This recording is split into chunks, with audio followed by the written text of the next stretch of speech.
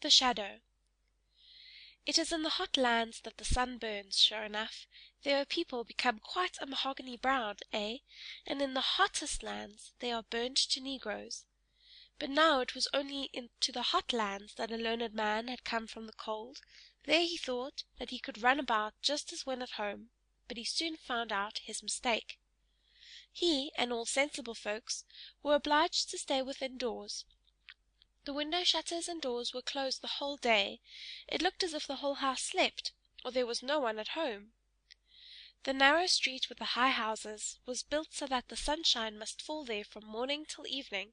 It was really not to be borne. The learned man from the cold lands, he was a young man and seemed to be a clever man, sat in a glowing oven. It took effect on him. He became quite meagre. Even his shadow shrunk in, for the sun had also an effect on it. It was first towards evening, when the sun was down, that they began to freshen up again. In the warm lands every window has a balcony, and the people came out on all the balconies in the street, for one must have air, even if one be accustomed to mahogany. Note: the word mahogany can be understood, in Danish, as having two meanings. In general it means the reddish-brown wood itself, but in jest it signifies excessively fine, which arose from an anecdote of Nybodor in Copenhagen, the seaman's quarter. A sailor's wife, who was always proud and fine in her way, came to her neighbor, and complained that she had got a splinter in her finger. "What of?" asked the neighbor's wife. "It is a mahogany splinter," said the other. "Mahogany! It cannot be less with you," exclaimed the woman, and thence the proverb, "It is so mahogany," that is, so excessively fine, is derived. End note. It was lively both up and down the street. Tailors and shoemakers and all the folks moved out into the street. Chairs and tables were brought forth, and candles burned. Yes, above 1,000 lights were burning.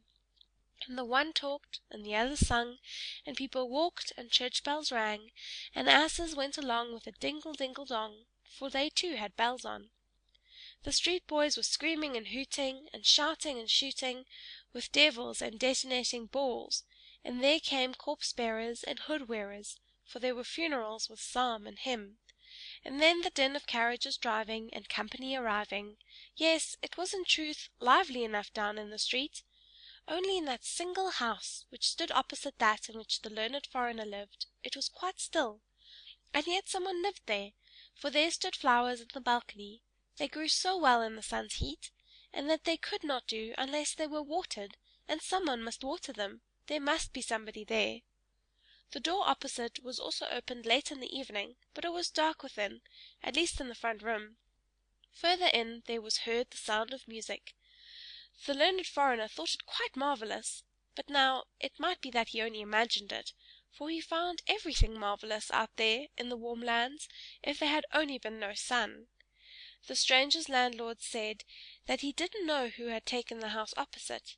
One saw no person about, and as to the music, it appeared to him to be extremely tiresome. It is as if someone sat there and practiced a piece that he could not master, always the same piece. "I shall master it," says he, but yet he cannot master it, however long he plays. One night the stranger awoke. He slept with the doors of the balcony open, the curtain before it was raised by the wind, and he thought that a strange lustre came from the opposite neighbor's house. All the flowers shone like flames, in the most beautiful colors, and in the midst of the flowers stood a slender, graceful maiden. It was as if she also shone. The light really hurt his eyes. He now opened them quite wide. Yes, he was quite awake. With one spring he was on the floor. He crept gently behind the curtain, but the maiden was gone. The flowers shone no longer, but there they stood, fresh and blooming as ever. The door was ajar, and far within the music sounded so soft and delightful, one could really melt away in sweet thoughts from it. Yet it was like a piece of enchantment. And who lived there? Where was the actual entrance? The whole of the ground floor was a row of shops, and there people could not always be running through. One evening the stranger sat out on the balcony. The light burnt in the room behind him, and thus it was quite natural that his shadow should fall on his opposite neighbor's wall. Yes, there it sat, directly opposite, between the flowers on the balcony, and when the stranger moved, the shadow also moved, for that it always does. "I think my shadow is the only living thing one sees over there," says the learned man. "See how nicely it sits between the flowers. The door stands half open. Now the shadow should be cunning and go into the room, look about, and then come and tell me what it had seen. Come now, be useful and do me a service," said he, in jest. "Have the kindness to step in. Now, art thou going?" And then he nodded to the shadow, and the shadow nodded again. "Well then go, but don't stay away." The stranger rose, and his shadow on the opposite neighbor's balcony rose also. The stranger turned round, and the shadow also turned round. Yes, if anyone had paid particular attention to it, they would have seen quite distinctly that the shadow went in through the half-open balcony door of their opposite neighbor, just as the stranger went into his own room, and let the long curtain fall down after him. Next morning the learned man went out to drink coffee and read the newspapers. "What is that?" said he, as he came into the sunshine. "I have no shadow. So then it has actually gone last night, and not come again. It is really tiresome." This annoyed him, not so much because the shadow was gone, but because he knew there was a story about a man without a shadow. Note: Peter Schleimhill, The Shadowless Man. End note. It was known to everybody at home and in the cold lands, and if the learned man now came there and told his story, they would say that he was imitating it, and that he had no need to do. He would therefore not talk about it at all, and that was wisely thought. In the evening he went out again on the balcony.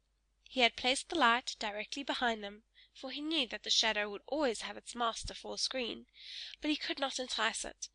He made himself little, he made himself great, but no shadow came again. He said, "Hem, hem," but it was of no use. It was vexatious, but in the warm lands everything grows so quickly, and after the lapse of 8 days he observed, to his great joy, that a new shadow came in the sunshine. In the course of 3 weeks he had a very fair shadow, which, when he set out for his home in the northern lands, grew more and more in the journey, so that at last it was so long and so large that it was more than sufficient. The learned man then came home, and he wrote books about what was true in the world, and about what was good and what was beautiful, and there passed days and years, yes, many years passed away. One evening, as he was sitting in his room, there was a gentle knocking at the door. "Come in," said he, but no one came in, so he opened the door, and there stood before him such an extremely lean man that he felt quite strange. As to the rest, the man was very finely dressed. He must be a gentleman. "Whom have I the honor of speaking?" asked the learned man. "Yes, I thought as much," said the fine man. "I thought you would not know me. I have got so much body. I have even got flesh and clothes. You certainly never thought of seeing me so well off. Do you not know your old shadow? You certainly thought I should never more return. Things have gone on well with me since I last with you. I have, in all respects, become very well off. Shall I purchase my freedom from service? If so, I can do it." And then he rattled a whole bunch of valuable seals that hung to his watch, and he stuck his hand in the thick gold chain he wore around his neck. Nay, how all his fingers glittered with diamond rings, and then all were pure gems. "Nay, I cannot recover from my surprise," said the learned man. "What is the meaning of all this?" "Something common, is it not?" said the shadow. "But you yourself do not belong to the common order, and I, as you know well, have from a child followed in your footsteps. As soon as you found I was capable to go out alone in the world, I went my own way. I am in the most brilliant circumstances, but there came a sort of desire over me to see you once more before you die. You will die, I suppose.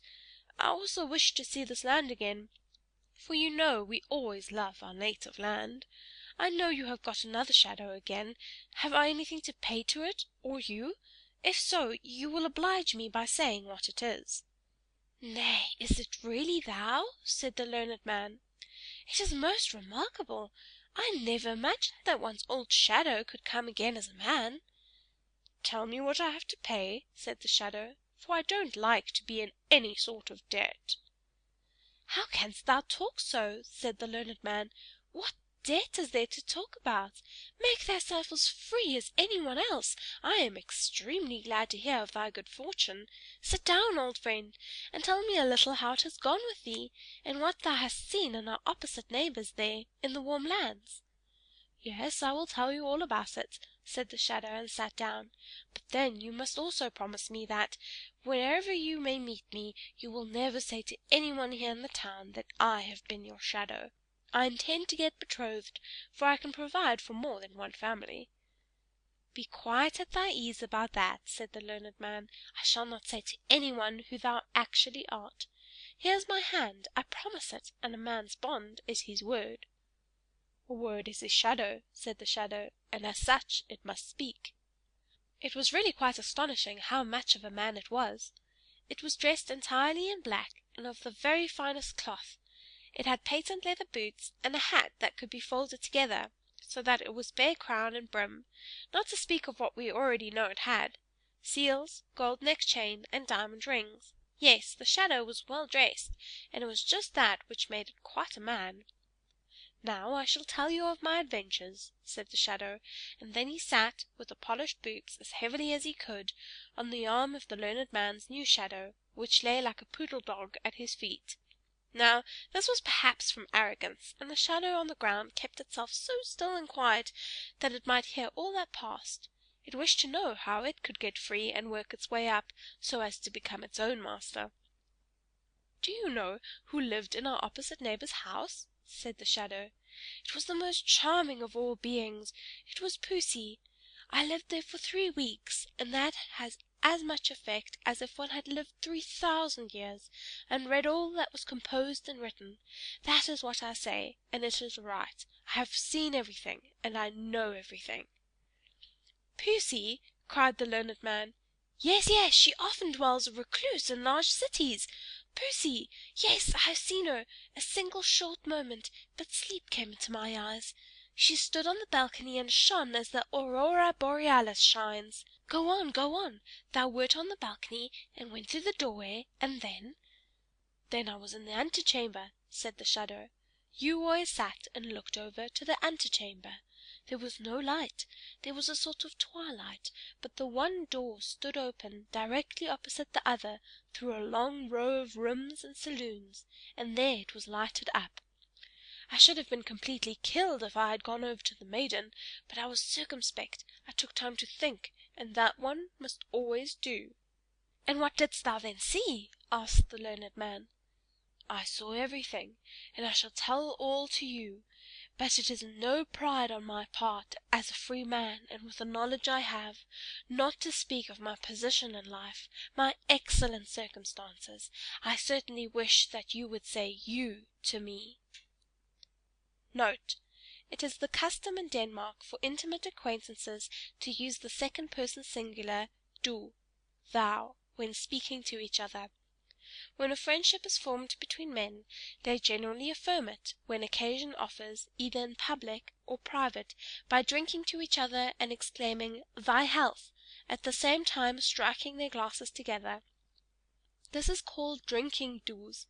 They are then dus brødre, thou brothers, and ever afterwards use the pronoun thou to each other, it being regarded as more familiar than de, you.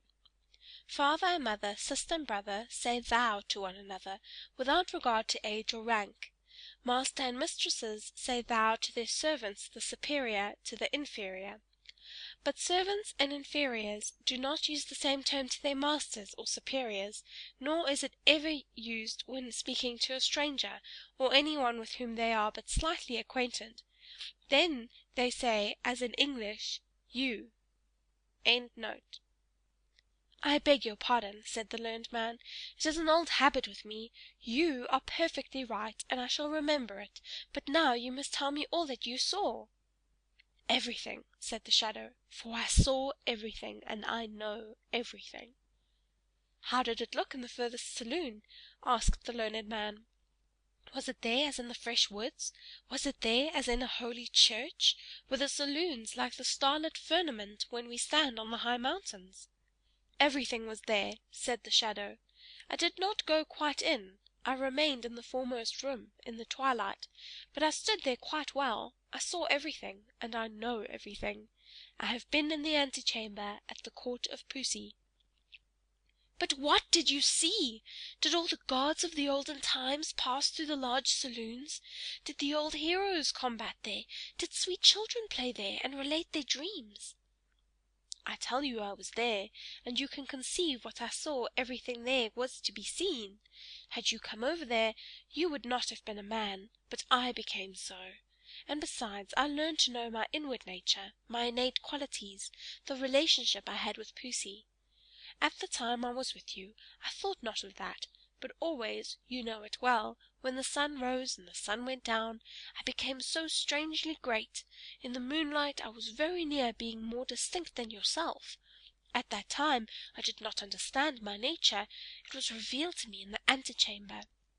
I became a man. I came out matured, but you were no longer in the warm lands. As a man I was ashamed to go as I did. I was in want of boots, of clothes, of the whole human varnish that makes a man perceptible. I took my way. I tell it to you, but you will not put it in any book. I took my way to the cake woman. I hid myself behind her. The woman didn't think how much she concealed. I went out first in the evening. I ran about the streets in the moonlight. I made myself long up the walls. It tickles the back so delightfully. I ran up and ran down, peeped into the highest windows, into the saloons and on the roofs. I peeped in where no one could peep, and I saw what no one else saw, what no one else should see. That is, in fact, a base world. I would not be a man if it were not now once accepted and regarded as something to be so. I saw the most unimaginable things with the women, with the men, with parents, and with the sweet matchless children. I saw, said the shadow, what no human being must know, but what they would all so willingly know, what is bad in their neighbor. Had I written a newspaper, it would have been read. But I wrote direct to the persons themselves, and there was consternation in all the towns where I came. They were so afraid of me, and yet they were so excessively fond of me. The professors made a professor of me. The tailors gave me new clothes. I am well furnished. The master of the mint struck new coin for me, and the women said I was so handsome. And so I became the man I am. And I now bid you farewell.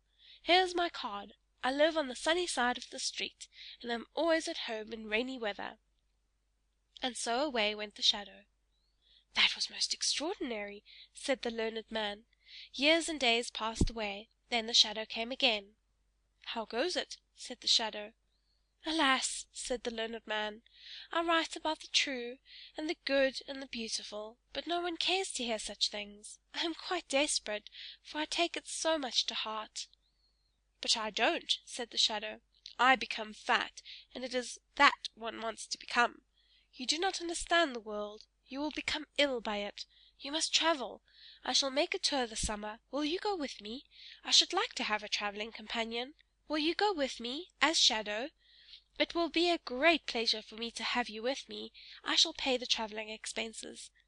Nay, this is too much, said the learned man.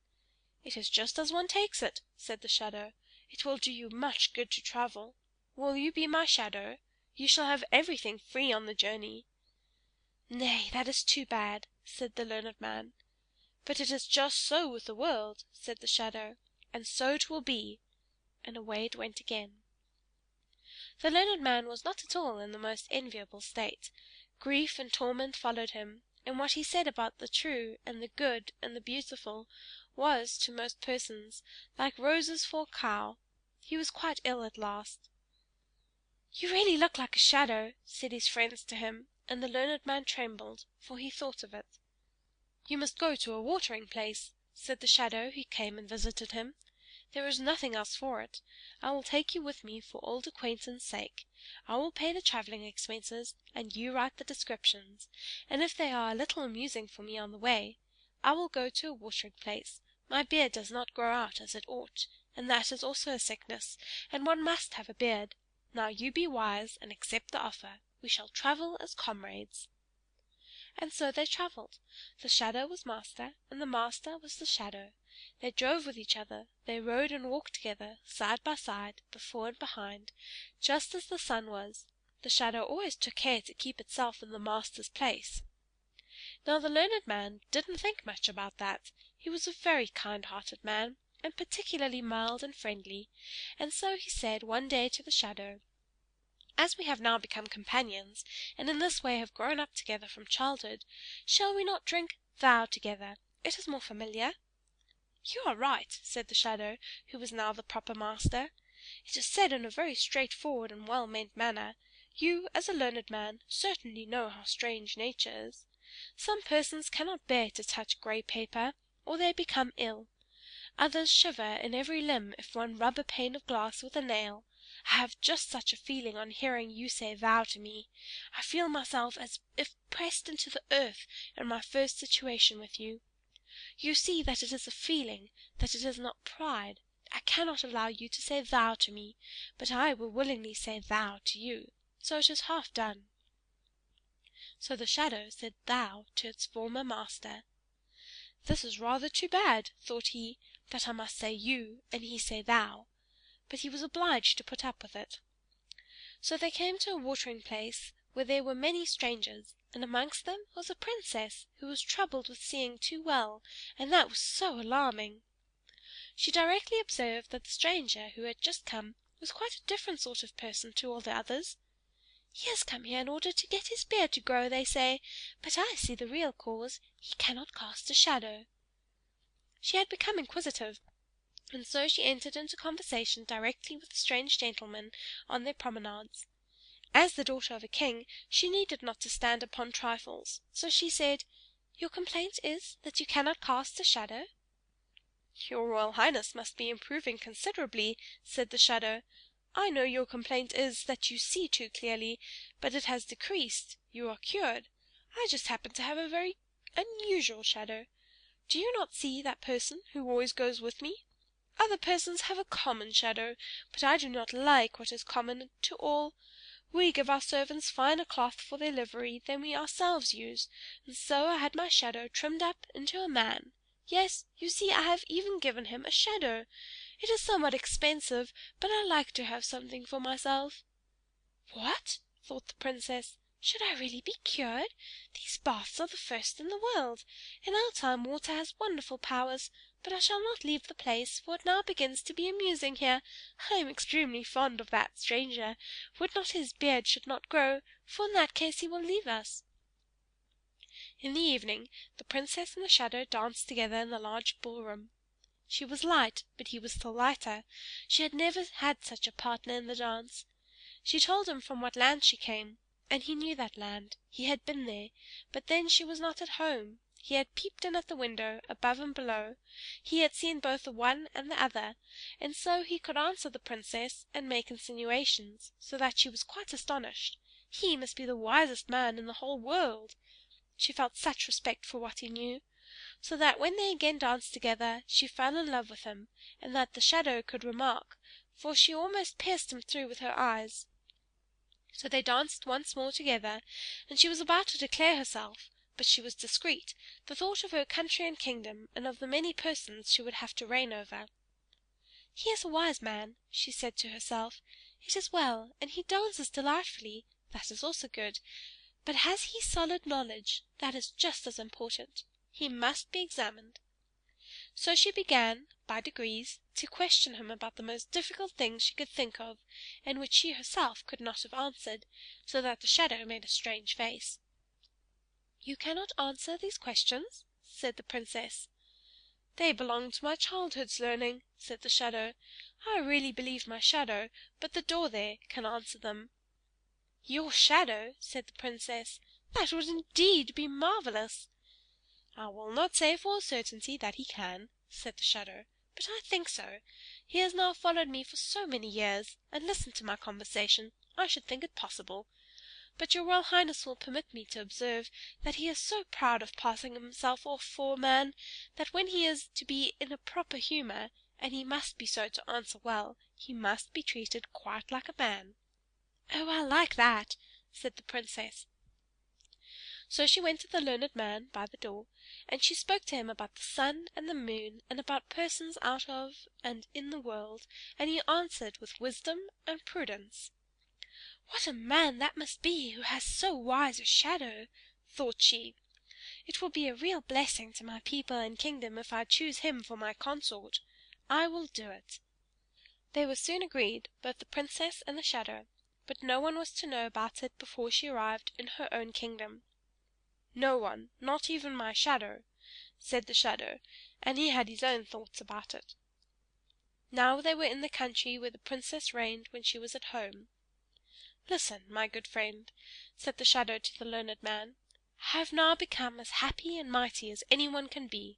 I will, therefore, do something particular for thee. Thou shalt always live with me in the palace, drive with me in my royal carriage, and have 10,000 pounds a year. But then thou must submit to be called Shadow by all and every one.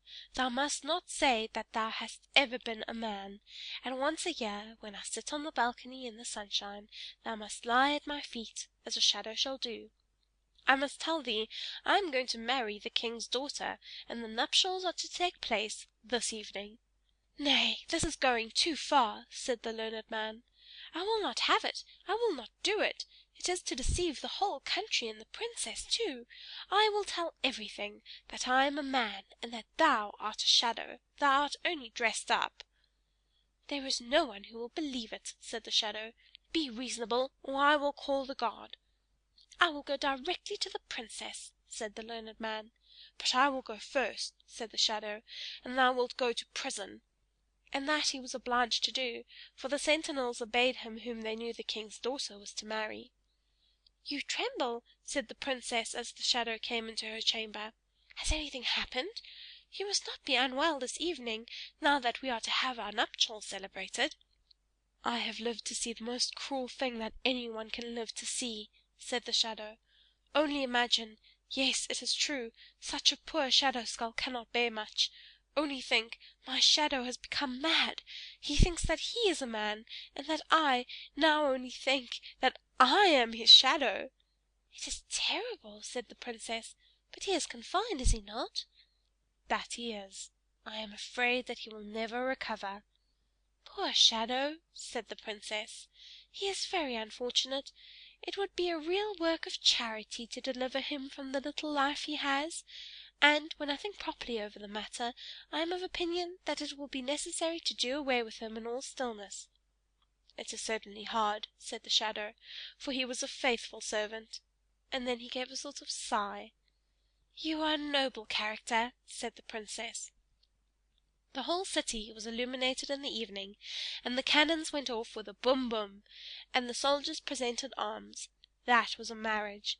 The princess and the shadow went out on the balcony to show themselves and get another hurrah. The learned man heard nothing of all this, for they had deprived him of life. End of chapter 14.